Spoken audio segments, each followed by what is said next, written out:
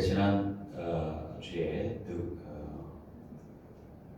다니엘서 1장에 대한 말씀을 나누었습니다.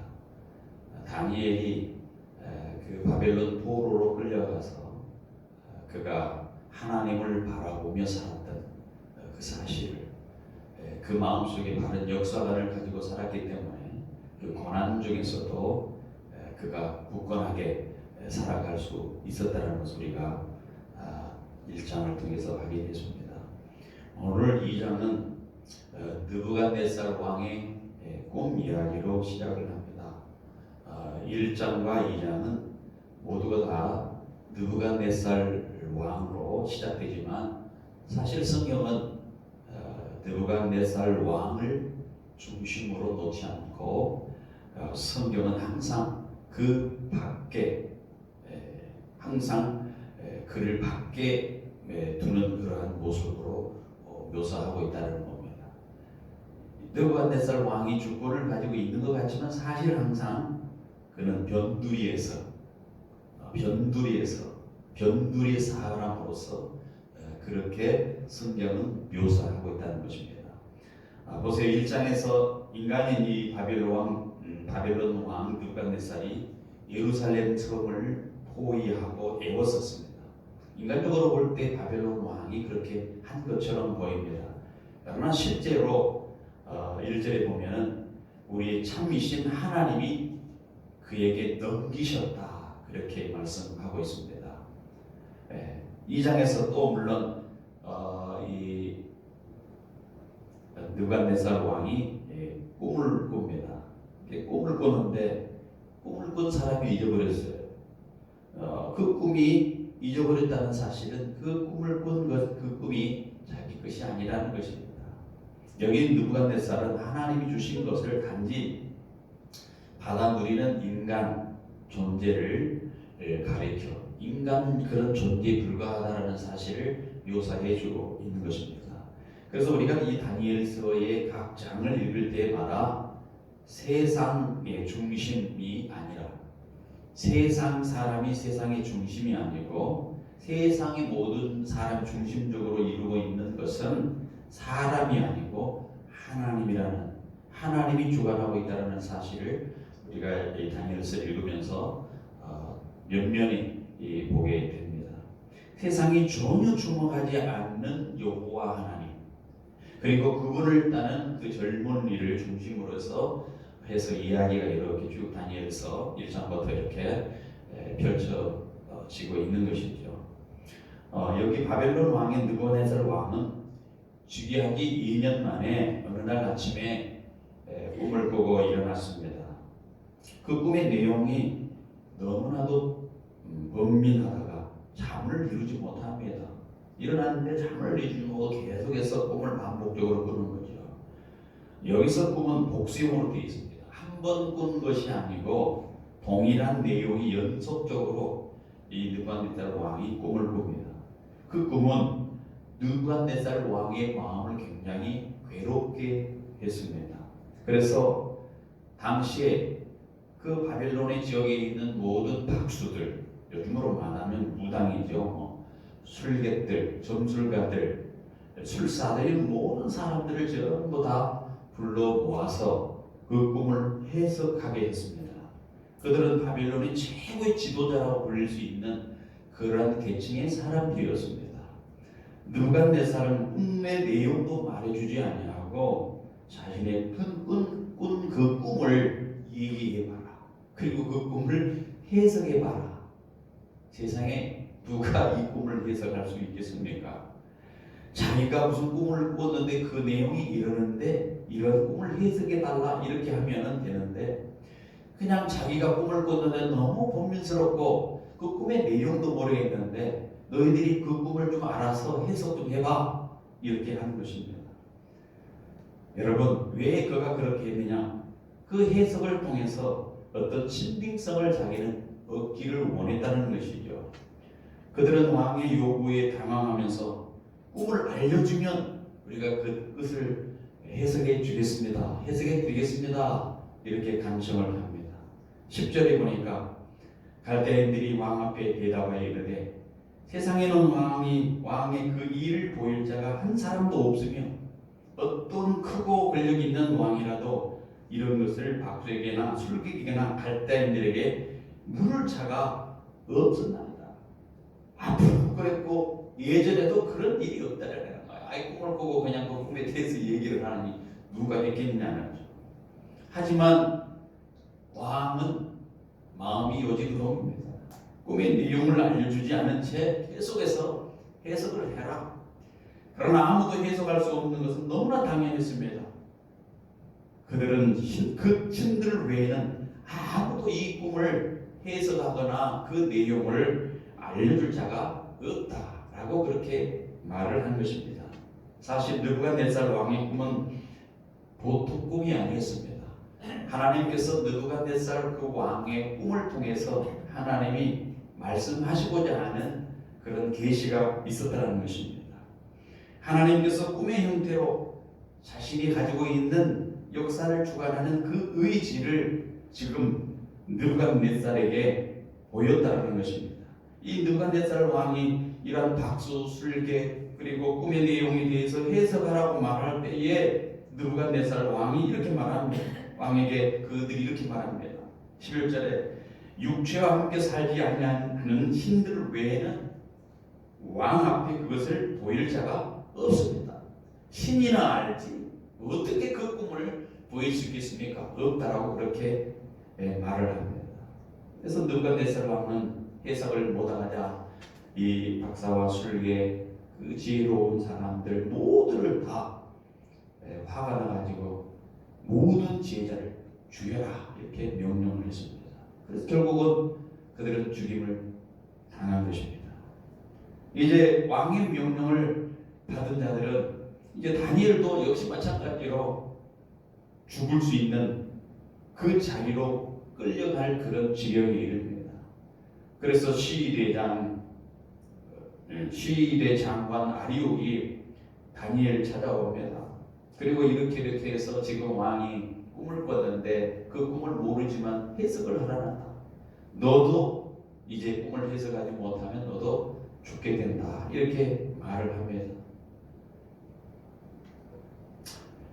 자, 그런데 다니엘은 그렇게 뭐라고 말합니까? 좀 시간을 달라고 말합니다. 왕이 왜 이렇게 마음이 급합니까? 시간을 주십시오. 이렇게 요구를 합니다. 이 다니엘이 시간을 벌려는 그런 목적이 아니라 조금 시간을 연장해 보려고 하는 목적이 아니라 시간을 달라는 것은 다니엘이 가진 그 역사관 때문이었습니다. 모든 것을 주관하시고 모든 것을 이루시는 분은 하나님이다라고 하는 역사관이었습니다. 왕에게 꿈을 주신 분도 하나님이고 그것을 해석하시는 분도 하나님이라는 사실을 다니는 굳건한 그 역사관을 가지고 알고 있었기 때문에 그렇게 말을 하는 것입니다. 그렇습니다. 세상 모든 역사는 하나님으로부터 나옵니다. 그 왕의 꿈 역시 하나님으로부터 난 곳이라는 것을 다니엘은 확신했기 때문에 다니엘서 2장 27절 28절에 왕에게 다니엘이 이렇게 대답합니다. 다니엘이 왕 앞에 대답하여 이르되 왕이 물으신 바 은밀한 것은 지혜자나 술객이나 박수나 점쟁이가 능히 왕에 보일 수 없으되 오직 은밀한 것을 나타내실 일은 하늘에 계신 하나님이시니라. 그가 느부갓네살 왕에게 후일에 될 일을 알게 하셨나이다. 왕의 꿈 곧 왕이 침상에서 머릿속으로 받은 환상은 이러합니다 라고 하면서 이제 해석을 해주는 그런 이유가 이제 나중에 있게 되죠. 오직 은밀한 것을 나타내는 것은 하늘에 계신 아버지 하나님이시다. 이렇게 말하기 위해서 시위대장에게 요구하는 그 시간이 뭘까요? 여기서 시간이 뭘까요? 시간은 하나님께 기도할 시간, 하나님께 간구할 시간. 다니엘은 그것 하나면 충분히 역사를 주관하시는 그 하나님 앞에 내가 기도하면 된다라고 하는 확신이 있었기 때문에 시간을 달라고 하는 것입니다. 여러분, 우리에게도 기도할 시간이 필요합니다. 어쩌면 무릎을 꿇을 시간이 필요합니다. 간절히 절실히 기도할 시간이 요구되는 지금입니다. 위기의 때, 정말 지혜가 필요할 때, 그때 무릎을 꿇어야 합니다. 우리가 무릎을 꿇는다, 기도한다 라고 하는 것은 그분의 지혜를, 그분의 권능을 인정하는 것입니다.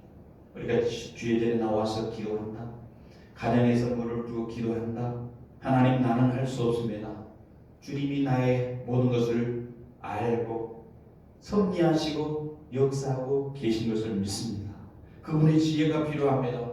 그분의 능력이 필요합니다. 그러면 하나님께 그 구하는 자에 대해 지혜를 주신다고 했습니다. 우리가 잘 알고 있는 야고보서 1장 5절에 너희 중에 누구든지 지혜가 부족하거든 모든 사람에게 후히 주시고 꾸짖지 아니하는 하나님께 구하라 주시리라.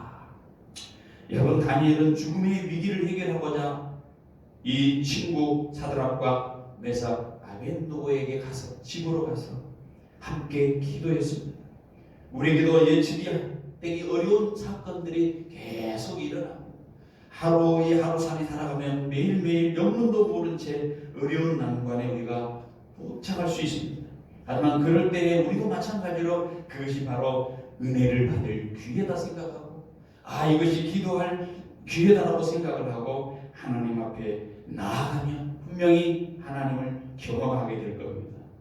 그럼 우리가 기도해야 됩니다. 오스왈드 스미스는 이렇게 말했습니다.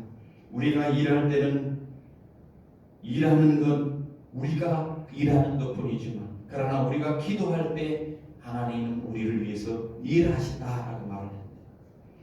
아브라함 링컨이 미국의 16대 대통령으로 출마했을 때 얘기합니다. 전세가 매끌난 장군의 도전으로 몹시 어려워졌습니다. 가정적으로도 아들 윌리가 전염병으로 죽을 위험에 놓여 있었습니다.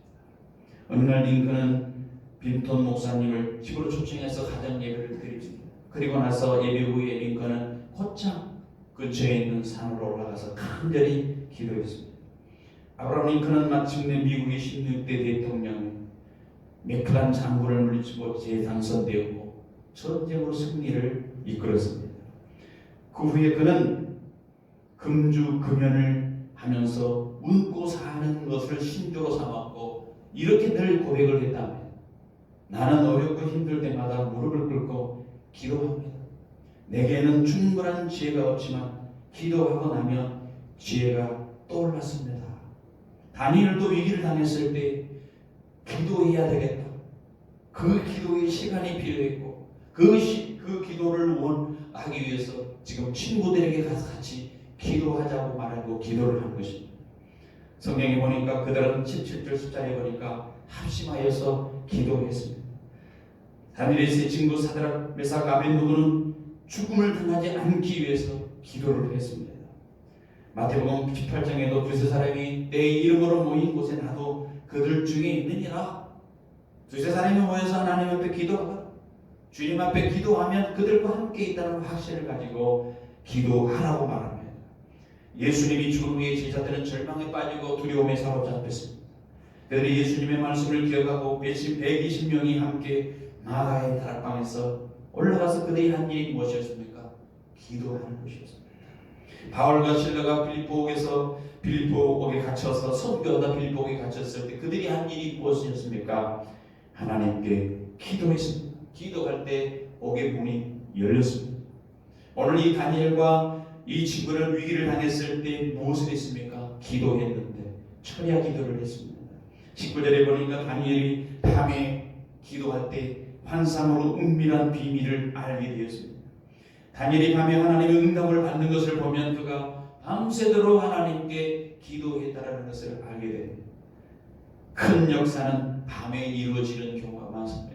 우리가 알고 있죠. 요즘 대선 후보자들 통합하느냐 안 하느냐 하더니 그 전날까지 그냥 토론을 하고 공방을 했는데 그 다음날 아침 어떻게 됐습니까? 통합하겠다. 밤의 역사가 이루어졌습니다. 모든 피조물들이 잠을 자고 있을 때 기도하는 것은 하나님에 대한 정성, 하나님을 향한 열정을 보이는 것이므로 그때 더 하나님이 긍휼을 베풀어 주십니다. 그래서 예수님도 십자가를 앞두고 감람산에 올라서 밤새 기도하셨다라고 합니다. 다니엘은 또 고난당했을 때 기도했는데 어떤 기도를 했냐면 결단의 기도를 했습니다. 16절에 보니까 다니엘은 왕에게 시간을 주면 왕에게 그 해석을 알려 드리이다. 시간을 주면 약속된 시간 내에 꿈을 해석하지 못하면 다른 순백절처럼 다 죽임을 당할 수밖에 없는, 그러나 그러므로 죽을 앞에 있는 그 심정으로 주님 앞에 사생결단을 기도하지 아니할 수 없었습니다. 기도할 때 응답을 받아도 좋고 안 받아도 좋다라고 하는 배부른 마음으로 기도하는 것이 아니고 정말로 기도에 응답받기를 원하는 사생결단을 했습니다. 다니엘은 또 믿음의 기도를 했습니다. 다니엘이 기도할 때 하늘에 계신 하나님이 이 은밀한 일에 대하여 불쌍히 여기시기를 바라는 마음으로 간절히 기도했습니다. 은밀한 일, 하나님이 느부갓네살 왕에게 꿈을 꾸게 한 그 일, 도대체 그 내용이 무엇이고 그 꿈의 해석이 무엇인가를 하나님 앞에 기도했다는 것입니다. 하나님께 기도할 때 그는 분명히 하나님만이 해결해 주실 수 있는 분이라고 여기기 때문에 기도한 것입니다. 다니엘이 하나님을 기도하고 하나님 앞에 찬양합니다. 22절에 보니까 그는 깊고 은밀한 일을 나타내시고 어두운 데 있는 것을 아시며 또 빛이 그와 함께 있도다. 기도할 때 응답되어질 때 하나님을 찬양합니다. 고린도전서 2장에 보니까 오직 하나님의 성령으로 이것을 우리에게 보이셨으니 성령은 모든 것 곧 하나님의 깊은 것까지 통달하시느니라. 사람의 일을 사람의 속에 있는 영외에 누게 알리오 이와 같이 하나님의 일도 하나님 외에 영 외에는 아무도 알지 못하느니라. 하나님의 영이 하나님의 영을 가진 사람이 모든 하나님의 뜻을 알 수 있다는 사실입니다. 이 세상과 이 세상에 일어나는 모든 일이 있지만 하나님의 그 주권 안에 달려있다는 사실을 알게 되는 것, 기도하고 하나님 앞에 나아갈 때 더 끝을 깨닫게 된다는 사실입니다. 그리고 하나님이 그 뜻을 아시고 하나님이 해결해 줄 수 있다는 그 믿음, 하나님으로 인정하는 그 믿음으로 기도할 때에 다니엘은 하나님의 은혜를 입게 된 것입니다. 그래서 오늘 보면 다니엘은 22절, 23절에 보니까 이렇게 말합니다. 그는 깊고 은밀한 일을 나타내시고 어두운 데 있는 것을 아시고 또 빛이 그와 함께 있도다. 나의 조상들이 하나님이여 주께서 이제 내게 지혜와 능력을 주시고 우리가 주께 구한 것을 내게 알게 하셨사오니 내가 주께 감사하고 주를 찬양하리다. 곧 주께서 왕의 그 일을 내게 보이셨도다. 여러분, 다니엘이 기도를 통해서 환상을 꿈을 해석하는 응답을 받고 난 다음에 감사를 했습니다. 참된 신앙의 신자의 삶의 멘트는 그렇습니다. 삶의 위기가 올 때에 그것을 가지고 기도하는 것입니다.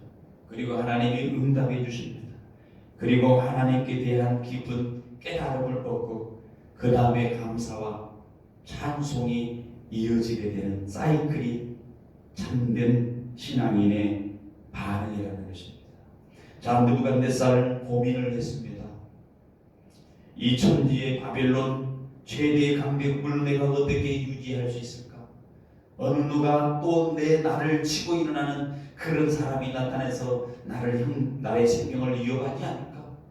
그가 왕의 자리에 있었지만 그 마음 항상 불안하고 초조했다는 것입니다. 그 고민을 언제까지 내가 누릴 수 있을까? 늘 걱정하는 것입니다. 걱정하다 자면은 가위에 눌리고 악몽을 꾸고 그럽니다. 오늘 본문에 보니까 장래 일을 그가 고민을 했습니다. 이 정권을 내가 어떻게 유지할까 하면서 걱정하고 장래 일을 고민한 것입니다. 그래서 다니엘은 이렇게 대답을 하죠. 29절에 왕이 심상에서 장래 일을 생각하실 때에 은밀한 것을 나타내신 이가 장래일을 왕에게 알게 하셨사옵니다. 느부갓네살 항상 장래일을 고민합니다. 내일 일은 난 몰라요, 하루하루 살아요 라고 이렇게 고백하면서 믿음으로 살아가는 성도의 모습과는 전혀 다릅니다. 그의 권력, 쥐고 있는 권력, 그가 가지고 있는 권세, 그 나라를 유지하기 위해서 매일 밤 고민하고 있는 모습을 보게 됩니다. 여러분, 사람이 많이 가졌다고 해서 고민이 없을까요? 더 많은 고민을 하게 됩니다. 사실 많이 누리고 있는 사람일수록, 많이 가진 사람일수록 더 많이 고민이 많습니다. 왜 그럴까요? 고민하는 것에 그만한 마음이 쏠리기 때문에 그렇습니다. 이 느부갓네살 왕이 그런 고민을 하면서 이제 장래일에 대해서 고민하면서 꿈을 꾼 것입니다. 2절에 하나님께서 환상을 통하여 꿈과 해석을 다니엘에게 보여주셨습니다. 그래서 다니엘은 집에 들어가서 친구와 함께 기도를 하고, 그리고 지혜를 구할 때 그는 환상과를 통해서 꿈과 그 환상을 해석해 주셨다고 그렇게 말씀하고 있는 것입니다. 이제 꿈의 내용이 32절부터 꿈의 내용이 나옵니다. 왕이 꿈에 한 신상을 봤다는 거죠. 31절부터 35절 내용이 그 내용입니다.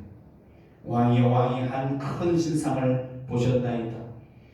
그 신상이 왕의 앞에 섰는데 크고 광채가 매우 찬란하며 그 모양이 심히 두려우니 그 우상의 머리는 순금이요 가슴과 두 팔은 은이요 배와 너떡다리는 노시요 그 종아리는 새요 그 발은 얼마는 쇠요 얼마는 진흙이었나이다.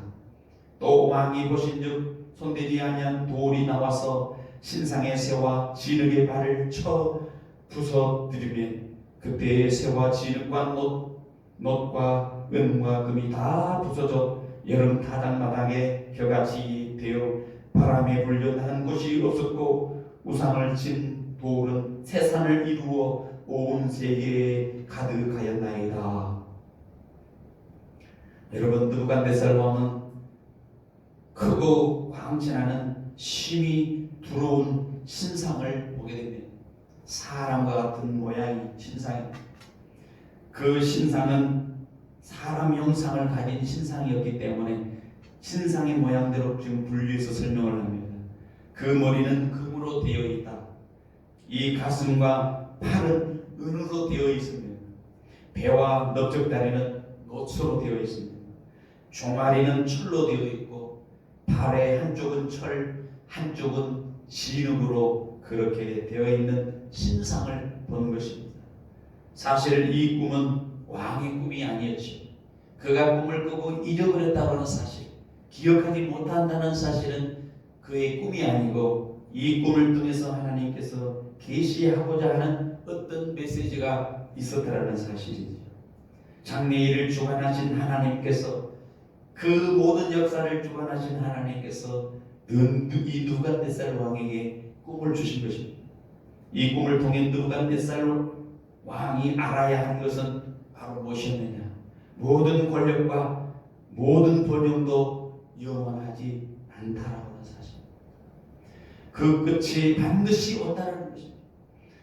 여기 금과 은, 놋, 철과 롯, 진흙으로 비유된 이 나라들 반드시 끝이 온다는 것입니다. 여기서 금은 역사가는 바벨론을 의미합니다. 하늘에 하나님이 나라와 권세와 능력과 영광을 왕에게 주셨습니다라고 고백했던 그 바벨론 왕을, 바벨론을 의미합니다. 여기서 은은 메대와 바사 제국을 말합니다. 롯과 같은 나라는 알렉산더의 제국을 말합니다. 넷째 나라가 강하기가 철 같다라고 표현했는데 로마 제국을 상징합니다. 철과 진흙은 열왕의 때를 의미합니다.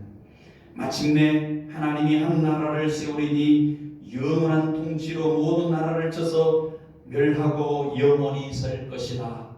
하나님의 통치와 미래 왕국에 대해서 분명히 있게 될 것이라고 선언을 한 것입니다. 왕이 꿈에 나오는 우상의 정체는 사실 부와 권력, 힘과 영토를 휘두르며 세상의 모든 통치하던 위대한 제국의 열광들입니다. 모든 우상을 마침내 무너지고 만다는 거예요. 모든 권력은 무너지고 만다. 끝이 온다. 왜? 우상의 본질은 교만이기 때문에 그렇다는 것입니다. 하나님은 교만한 인생들 반드시 심판하십니다. 45절에 보니까 크신 하나님이 장래 일을 왕께 알게 할 것이라. 이 꿈의 메시지는 제국의 흥왕생 성세를 통해서 왕이 겸손과 하나님을 경외하라고 촉구하는 것입니다. 당신의 권력도, 당신의 명예도, 당신의 부도, 당신의 나라도 영원하지 아니하기 때문에 우주 만물을 주관하시는 삼천하지의 하나님, 그 하나님을 경외하라고 그렇게 주신 메시지였다는 사실입니다.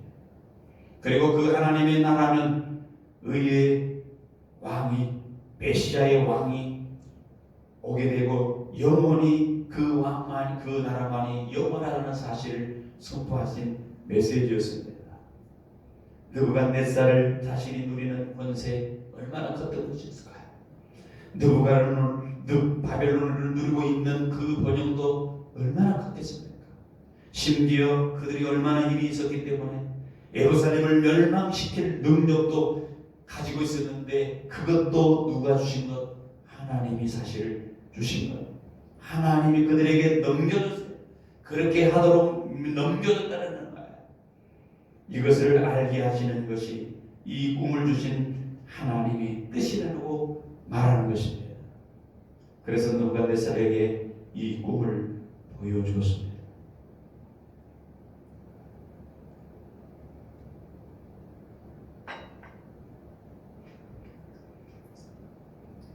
왕이 꿈속에서 그 신상을 바라보는데 이제 그런 그 금, 은, 놋, 철, 진으로 된 그 신상을 바라보는데 어디선가 날아온 돌이 그 신상의 발을 치니까 신상이 끼어져 버리고 파괴되어지고 겨같이 바람에 날아갔다. 그리고 없어졌다. 그 신상을 친 돌은 커져서 태산을 이루어 온 세계를 가득했다. 여러분, 여기 기억할 것은 꿈을 꾼 느부갓네살이 꿈을 꿨지만 그 꿈을 주신 것은 하나님이라는 거예요. 그런데 이제 느부갓네살이 그 꿈을 꾼 것을 통하여서 그가 깨달아야 할 것은 뭐냐? 하나님의 우주 만물을 주관하신 분이라는 것을 알아야 된다는 거죠.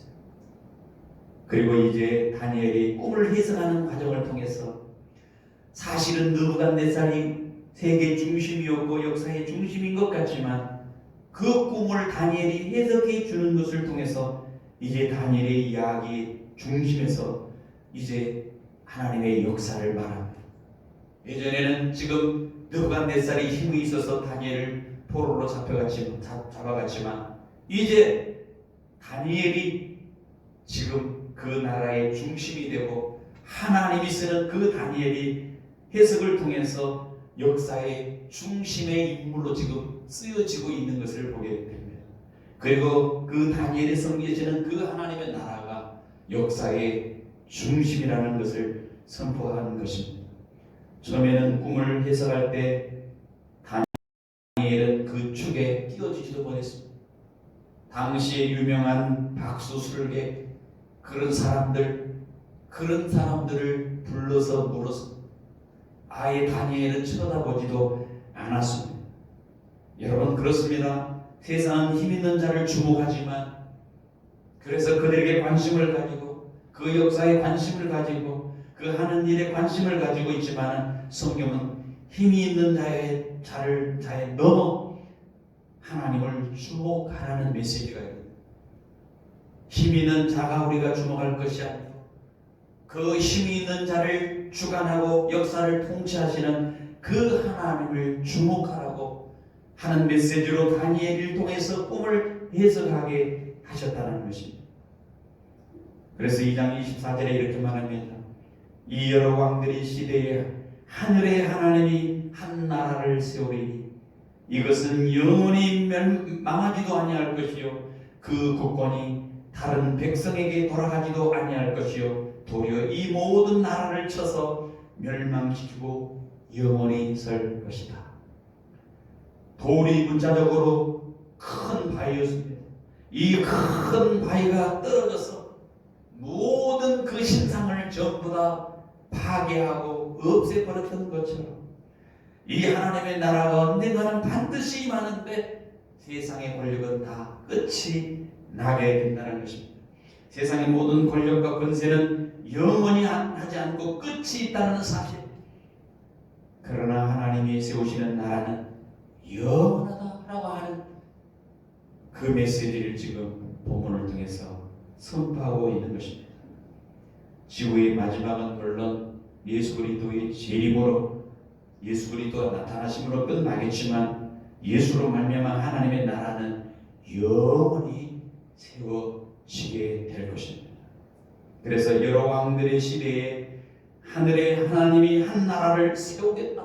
그 나라는 영원히 망하지도 아니하고 그 국권이 다른 백성에게 돌아가지도 아니할 것이고 도리어 이 모든 나라를 쳐서 멸망시키고 영원히 설 것이다. 여기서 우리는 아멘이 나옵니다. 그 영원한 나라가 있다는 거예요. 이것이 이방 땅 이방왕 느부갓네살 왕에게 주신 꿈의 메시지입니다. 오늘 우리에게도 동일하게 주신 메시지입니다. 왜 이 꿈을 이방왕 느부갓네살 왕에게 꿈을 꾸게 하셨을까요? 우리가 가끔 꿈을 꾸면 그 예언이라고 생각을 하고 자꾸 이상한적으로 해석을 하지만 미래가 아니라 지금 현재 이 말씀을 듣고 있는 우리가 어떤 믿음으로 세상을 살아가야 할 것인가를 보여주고 있는 메시지입니다. 다니엘 꿈을 해석을 통해서 역사를 주관하시는 그 하나님을 바라보라. 느부갓네살 왕의 그 역사가 그가 꿈꾸고 있는 그 범민하고 있는 그 역사는 반드시 망하고 없어질 수밖에 없다. 그리고 그에게 역사를 준 것도 하나님이고 그를 넘어뜨리게 하는 것도 흥망성쇠를 쥐고 있는 것도 하나님이라는 것을 분명히 선포해 주는 메시지. 우리는 그것을 보면서 어떤 역사관을 가지고 이 세상을 살아가야 될 것인가를 우리에게 말씀하고 있는 것입니다. 이 다니엘의 승리는 사실 다니엘의 영광만 아니었습니다. 비록 남쪽 유다는 멸망했지만 대제국의 황실 한가운데 하나님께서 여전히 세상 주관자라는 사실을 이 하나님을 경외하는 다니엘과 그리고 그 세 친구를 통해서 여기서 증거하고 있는 것입니다. 하나님을 경외하는 믿음을 가진 단 한 사람이 있으면 충분합니다. 우리도 저마다의 삶의 현장에서 우리가 저 있는 그 상황 가운데서 단 한 사람으로서 다니엘처럼 그 세 사람의 친구처럼 역사를 보시는 하나님 앞에 역사를 가지고 하나님을 주관하는 그 역사관을 가지고 이 어두운 세상을 밝히는 작은 빛으로 얼마든지 살아갈 수 있다는 사실입니다. 48절 이렇게 표현합니다. 왕이 다니엘을 높여 귀한 선물을 많이 주며 세워서 바벨론 온 도를 다스리게 하며 또 바벨론 모든 박사와 어른들을 삼으며 사드락과 메삭과 아벳느고를 세워 바벨론 도의 일을 다스리게 하였고 다니엘은 왕궁에 있더라. 죽을 위기에 있는 사람, 하나님의 역사관을 가지고 당당히 하나님 앞에 기도하고 하나님을 믿음으로 살아가는 이 사람을 통해서 하나님은 역사가 무엇인지 세상의 주관자가 누구인지를 밝히셨을 것만 아니라 하나님 그 역사관을 가지고 믿음으로 살아가고 하나님을 경외하는 사람, 그 믿음을 잃지 않고 하나님 앞에 살아가는 사람은 반드시 높여주셨다는 거예요. 비록 포로로 잡혀가 노예로 잡혀온 이 청년들이었지만 그 대제국의 황실의 최고의 직에 오르게 하는 그런 역사를 하나님은 만드셨습니다. 그 이유는 단 하나, 하나님 역사관을 가지고 변함없이 하나님을 교회에게 온 우주 만물을 창조하신 분이 하나님입니다. 그 하나님이면 한 분이면 충분합니다. 하나님이 우주 만물을 주관하고 계십니다. 우리는 그 하나님을 믿고 신뢰합니다.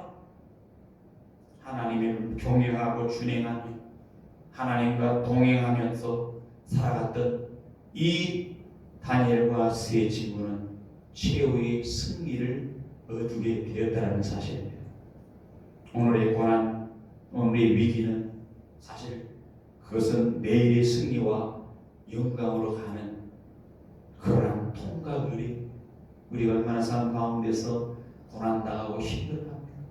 생활과에 힘들고 인간과에 힘들고 살아가는 것에 힘들고 역사 가운데 힘든 전쟁과 같은 이런 삶을 살아가고 있는데, 그럼에도 불구하고 그것을 만나게 하는 것은, 이러한 위기를 만나게 하는 것은 하나님을 경험하는 기회라는 사실이에요.